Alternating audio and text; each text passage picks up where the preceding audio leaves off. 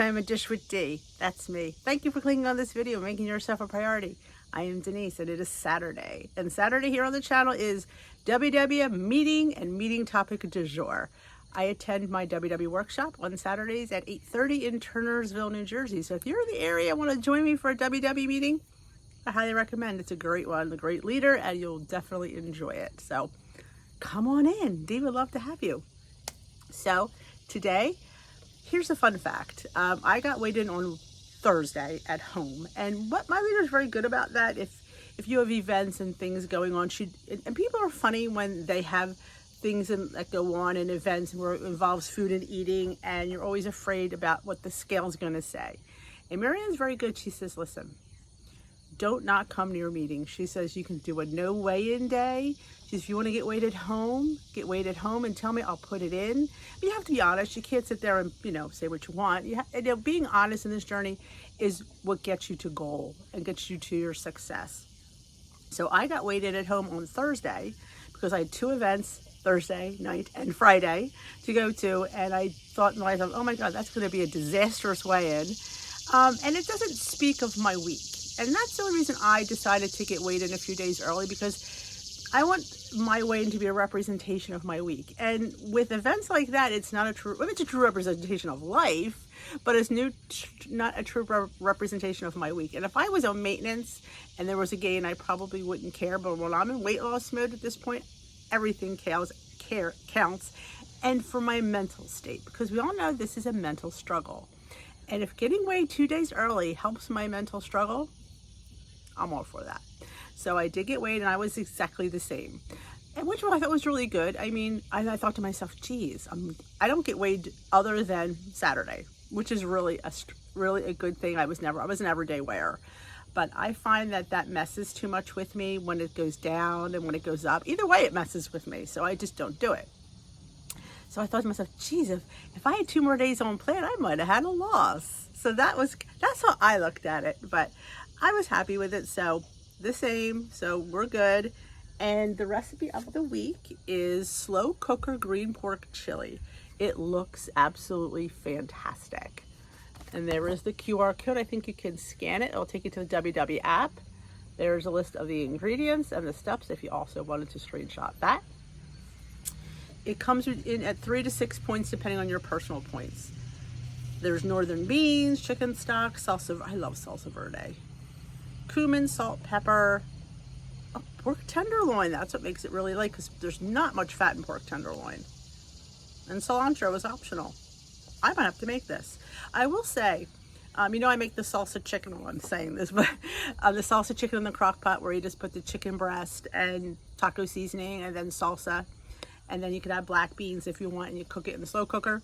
Somebody, I can't remember, I'm sorry who it was, but she showed me that she put salsa verde. So last time I made it, I did, instead of red salsa, I did the green salsa. And a little bit of low-fat cream cheese. It was phenomenal. I think we're going to have to do that, but I think this looks really good. I think we're going to have to make that for one of our, we do here, when it's football season, we do football Sundays, which I've given up traditional Sunday dinners, and we just have foods like this, chilies, pickies, and this would fit the bill. And everybody would love it, because everybody loves chili, they love pork, and they like beans. So this would go really good in my house on football Sunday. So I'm definitely going to make this. I will. So I want to show you one other thing too. They were selling these at the meeting today, and I've seen them online at the WW. They're little bracelets, and it says worth it. And I thought to myself, sometimes you need a little reminder that what you're doing, it can go either way. Is it I'm worth it, or this journey is worth it? So to me, it's when I sit here and struggle with things, you have to look at this and say, worth it, it's worth it, it's worth it, it's worth it. So I find these little bracelets to be quite helpful. They're quite cute. Look at the little beads. I thought it was they had another one. I don't remember what it was, but I didn't like that one.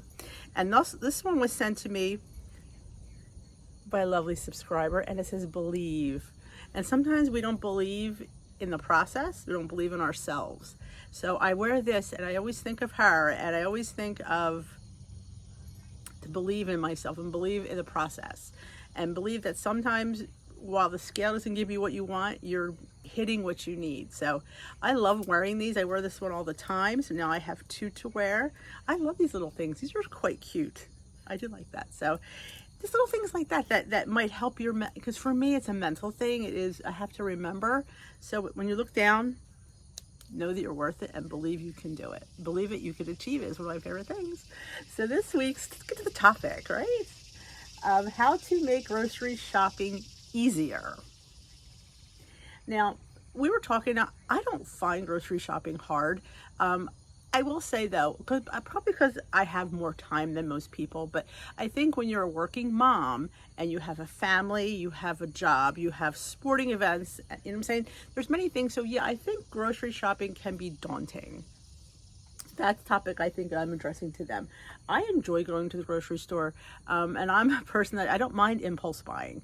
I don't like spending the money, I will say that, but I like finding new fun food finds. I enjoy that. That's how I learn about things, and sometimes you gotta look around and you have to hit those impulse buys. Now I will say some impulse buys are things that something that you shouldn't eat on plan, like somebody was talking about Malamars were on sale at the store for 2 for $4. Well, I'm not a huge marshmallow person, but something like that, like it's an impulse buy because it's on sale. Should I buy? Oh, I love that, but is it on my plan?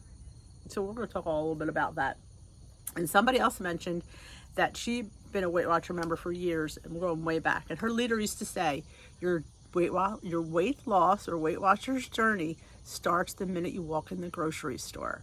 So when you walk in the grocery store, you should always remind yourself, my journey starts here. Because if you don't prepare, or I shouldn't say prepare, purchase the right foods, how could you make the fabulous foods and stay on plan? That's where it starts. You have to walk into that store with a great mindset saying, I'm going to buy this, I'm going to buy that. And yeah, you know what? Sometimes you might buy something you didn't plan on. Sometimes that's a good thing, because sometimes it's a fun new food find. Like I found that chicken sausage. I really enjoyed that. It was an impulse purchase, and I really enjoyed it with breakfast. So impulse purchase can be good and can be bad. It's just figuring it out and learning. And sometimes in the beginning of your journey, you're not as easily, not as steadfast as you are later on. Like once you get in plan and keep working it, things do get easier because you're, being disciplined and you're learning, because you're relearning everything. Relearning how we eat and how we prepare food is a learning process. And eventually it will become a habit, and that's what we're trying to build. We're trying to build healthy habits with continued reinforcement. So let's see what this week's topic has to say. I already gave you my synopsis. Attention shoppers, stocking your kitchen doesn't have to feel like a time-consuming chore. Hear your game plan for navigating confusing store layouts, potential impulse buys, and more. And I also will say is, if there's an aisle that has something in it like cookies, if you don't need anything in that aisle, then don't go down it. But if you do, then you have to. But if you don't need anything in the aisle, then don't go down it. Because sometimes not seeing it, because sometimes when you see it, it's like all food holds a memory. And sometimes just looking at it or the packaging, it's nostalgic and it's heartwarming, and you're just like, oh. So I always say, if you don't need anything down that aisle, then don't go down that aisle. The store, choose a go-to spot. It should check off most important boxes for you. Close to, I guess, the store. Okay, you have to choose your grocery store. I mean, I go to several different ones. The most convenient one is right down here, and I go to that one probably, now that they don't work as much because I'm not in that area where the other one was. So I probably go to that store most often. I like Aldi. I like all the other stores. It's just I'm working for convenience and quickness. But if I'm out and about, I will definitely try those other stores. Close to home work, online ordering, is your budget the right size stocks? Okay. The layout. Learn where your staples are in the store. Because they feel if you're going to be perusing, that's when impulse buying happens, because you're down an aisle you really don't need to be down, and you see something you probably wouldn't have seen if you didn't go down that aisle. So that's always, and it's also good, before I even get ahead, is if you like grocery pickup, there's no impulse buying there. But like I said, some impulse buying is good. Like not all impulse buying is bad. So I don't like when they group everything into something negative. Like sometimes impulse buying could be good. You might see some stores have like a sale on something that's not advertised in the store. It could be something that you could use. It could be fruit, it could be vegetables, it could be Like they may be, like sometimes they have manager specials for meat, so you can get really good deals on chicken that's, you know, coming up to date, and you can get it, throw it in your freezer, and it's perfectly fine. So impulse buying, like I said, is a double-edged sword in my opinion. Your list, organize it by department. Group items based on location, so you're less likely to have to double back. I double back anyway. And I even tried getting the little hand cart. Let's just say there's times I've been dragging that hand cart to the checkout. There's times I haven't taken a hand cart, and you'd be surprised how many things I can carry in my arms. So those things, as much as they make sense, don't always work. Like I said, sometimes you just have to embrace the impulse depending on what it is. Your schedule. Plan a day and time to shop. Some people say late at night is a little bit better in the stores. It's not quite as crowded, but my view on that is it's not quite as stocked either. So they probably stock the things later or overnight or first thing in the morning. So I like a fully stocked store. I hate when I go there and the thing I'm there for is empty. So you have to what's convenient for you. Try to make a routine so you don't waste time deciding when to go or get stuck at peak hours. Yeah, like dinner time is always a horrible time. People coming out of work, it's always a horrible time. So I try to avoid that time if I can. Weekdays are less crowded. You can swing it. Yeah, Saturday mornings are terrible. Sunday mornings are terrible. But I will say Sunday afternoons during football is usually pretty good. But impulse buys, resist it with the right tools. Eat before you go. Yeah, that's always been an additive. Don't go to the store hungry because you want to buy everything because you're starving. Use your WW barcode scanner. Yes, scan. And I will give you a tip. Sometimes you have to go on your data and shut your Wi-Fi off, because sometimes that works. It doesn't work on the store. It messes with it. So sometimes at certain stores I have to shut my Wi-Fi off and just go on my data to scan. Just in case you didn't know that. Make a no-buy list. Fill it with foods you might derail you. I mean, you know, the chips and the cookies and the candies. Yeah, you know, but if you have others living in your house, there are things you have to buy for them. So again, I always try to say, how can I eat them and stay on plan? That's hard. It's very hard. What I try to do is allow myself certain days of the week to have them.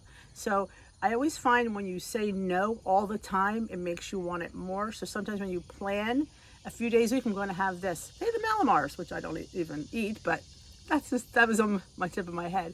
If Malamar, maybe a few days a week, have a couple Malamars. If you're having something, it's less appealing because you're eating it. You'd be surprised when you don't eat something how it's like the holy grail. It almost glows when you look at it. Take the power back from the food. It's a hard one. It's a doable one, but it is definitely a hard one. Let's dive a little deeper. When life gets hectic, shopping can sometimes fall on the bottom of your to-do list. It may feel easier to eat out, order in, or scrounge around like you are on an episode of Chopped. That's always fun though. I think you get rid of a lot of stuff when you do the episode of Chopped, so I like that one. You have pickles, rice, and cheese. What are you making? Pickles, rice, and cheese. We're making some kind of interesting fried rice. Or maybe go to the supermarket sweep route, speeding through and tossing whatever's in your cart. That's never good because that's when you spend way too much money. But if you spend a little extra time planning, strategizing, and turning the process into weekly habits, you can save time, stress, and points. Even better when you stock your kitchen with 0-point foods, budgeting friendly staples, and the go-to ingredients to make nutritious choices and staying on track easier. I always say a well-stocked pantry is key. A well-stocked freezer is key. Like keeping chicken in the freezer, keeping yogurt in the pantry, keeping in the refrigerator, keeping eggs in the refrigerator, I have rice in my pantry, brown rice and white rice. I have pastas of all kinds in my pantry. I can make any kind of quick little meal at any time. I always have foods. Like it's hard to, when people will say, hey, maybe you should meal plan. That would make life easier. If you're not a planner, it doesn't make life easier. It makes it more stressful because if you're stressing to plan, it doesn't get any easier. I think you're either a planner or you're not a planner, in my opinion. And what I always say is just try to have the staples available. Like canned beans are always in my pantry. I have frozen vegetables in my freezer. I have canned vegetables in my pantry because you just never know what you're going to need. I even have cans of tuna. I have Spam in there because you never know when you need a little canned meat. It'll never hurt you a little bit, you know. You can chop it up. I've made Spam fried rice for dinner. It's not that bad. Just always, especially like you get the canned, like I love getting the like, frozen mixed vegetables or canned mixed vegetables. You can make a fried rice, throw your mixed vegetables in there, throw a protein in there. You can do shrimp, you can do chicken, you can do Spam. It's all good, and it's a quick meal. That rice in the Instant Pot takes about 20 minutes, and you can cook up everything and it's ready to go when it's done.